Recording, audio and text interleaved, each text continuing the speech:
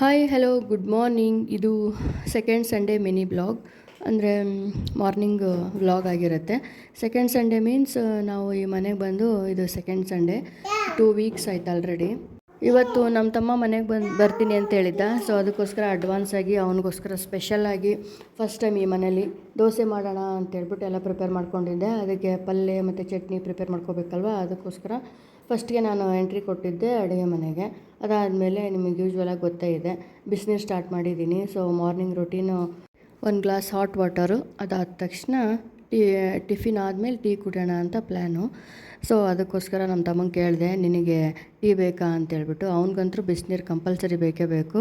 So ಅವ್ನು ಬಿಸಿನೀರು ಕುಡಿದಿದ್ನ, ಅದಕ್ಕೋಸ್ಕರ ಟೀ ಇಲ್ಲ ಟಿಫಿನ್ ಆದಮೇಲೆ ಕುಡಿತೀನಿ ಅಂತ ಹೇಳ್ದೆ. ಸರಿ ಅಂದ್ಬಿಟ್ಟು ನಾನು ಟಿಫಿನ್ ಮಾಡೋದಕ್ಕೆ ಶುರು ಮಾಡಿಕೊಂಡೆ. ಅಷ್ಟರಲ್ಲಿ ಏನಾಯಿತು ಅಂದರೆ, ಇವರು ಬೇಕಿತ್ತು ಸ್ವಲ್ಪ ತರಕಾರಿ, ಅವನಿಗೆ ಹಾಲು ಬೇಕಿತ್ತು. ನಾವು ಟೀ ಮತ್ತು ಬ್ರೆಡ್ಡು ತಿಂತೀವಿ ಅಂಥೇಳಿ ಬ್ರೆಡ್ ತರೋಕ್ಕೆ ಹೋಗಿದ್ದರು ನಮ್ಮ ಪಾಪು ಮತ್ತು ನಮ್ಮ ಮನೆಯವರು. ದೋಸೆ ಹಾಕ್ಕೊಡೋದ ಅಥವಾ ಟೀ ಬ್ರೆಡ್ ತಿಂತಾರಂತ ಕೇಳಿದ್ರಾಯ್ತು ಅಂತೇಳಿ ನಾನು ತರಕಾರಿ ಎಲ್ಲ ಕಟ್ ಮಾಡಿಕೊಂಡು ಪಲ್ಯ ಚಟ್ನಿ ಎಲ್ಲ ರೆಡಿ ಮಾಡಿಕೊಂಡೆ. ಅಂದರೆ ಮಸಾಲೆ ದೋಸೆ, ಆಲೂ ಪಲ್ಯ ಅವ್ರಿಗೆ ಇಷ್ಟ ಆಗೋಲ್ಲ, ನನಗೂ ಅಷ್ಟು ಇಷ್ಟ ಆಗೋಲ್ಲ. ಸ್ವಲ್ಪ ಮಾಡಲೇಬೇಕಲ್ವ, ದೋಸೆಗೆ ಆಲೂ ಪಲ್ಯ ಅಂತಂದರೆ ಸೂಪರಾಗಿ ಕಾಂಬಿನೇಷನ್ ಆಗುತ್ತೆ. ಎಷ್ಟರ ಆಗಲಿ, 1 ತಿನ್ನಲಿ 2 ತಿನ್ನಲಿ ಬೇಕೇ ಬೇಕು. ಚೂರು ಪಲ್ಯ ತಿಂದ್ರೂ ಚೆನ್ನಾಗಿರ್ಬೇಕಲ್ವ, ಅದಕ್ಕೋಸ್ಕರ ಅಂತ ಮಾಡ್ತಾಯಿದ್ದೀನಿ. ಸೊ ಅಷ್ಟರಲ್ಲಿ ಅವರು ಮತ್ತು ಬ್ರೆಡ್ಡು, ಹಾಲು, ಸ್ವಲ್ಪ ತರಕಾರಿ ಏನೇನು ಬೇಕು ಅದನ್ನೆಲ್ಲ ತೊಗೊಂಡು ಬಂದರು. ಅವ್ರು ತೊಗೊಂಡು ಬಂದಮೇಲೆ ಅದನ್ನೆಲ್ಲ ಇಸ್ಕೊಂಡು, ನಮ್ಮ ಮನೆಯವ್ರು ಯಾವಾಗಲೂ ಬಿಸಿನೀರು ಮತ್ತು ನಿಂಬೆಹಣ್ಣು ಸೇರಿಸ್ಕೊಂಡು ಕುಡಿತಾರೆ. 1-2 ದಿನ ಬಿಟ್ಟು ಹಂಗಾಗಿತ್ತು ಅನಿಸುತ್ತೆ. ಇವಾಗ ಸ್ಟಾರ್ಟ್ ಮಾಡಿದ್ದೀವಿ. ಅವ್ರಿಗೆ ಹಾಕ್ಕೊಟ್ಬಿಟ್ಟು ನಾನು ಅಲ್ಲೇ ಕುಡ್ದಿದ್ದೆ ಬಿಸಿನೀರು. ಇವಾಗ ನಮ್ಮ ತಮ್ಮ ಬಂದಿದ್ನಲ್ಲ, ನನ್ನ ಮಗನ ಜೊತೆಗೆ ಫುಲ್ ಆಟ ಆಡ್ತಾಯಿದ್ದಾನೆ.